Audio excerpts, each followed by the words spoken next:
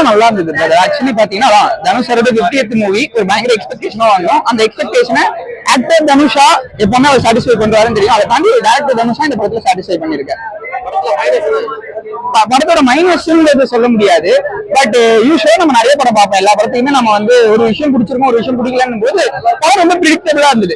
நம்ம first half முடியும் போதே செகண்ட் ஹாஃப் தான் ஒரு சீன் இப்ப வைக்கும்போது அடுத்து இதான் நடக்க போகுதுன்னு ஒரு மாதிரி பிரிடிக்டபிளா இருந்தது. அது மட்டும் தானே தவிர அதை தாண்டி தொடர்லாம் சொல்ல முடியல. எனக்கு அதை தாண்டி பெர்ஃபார்மன்ஸா எல்லாருமே பெர்ஃபார்ம் பண்றாங்க.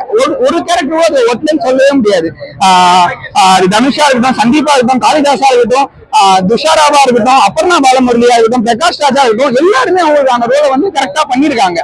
சோ அதனால வந்து ஆக்டிங் வைஸ் யாரையுமே எந்த வித குறையுமே சொல்றாம இல்ல. குறிப்பா எஸ் சூர்யாவா இருக்கட்டும், சரவணன் சார் இருக்காரு, செல்வராகவன் சார் இருக்காரு.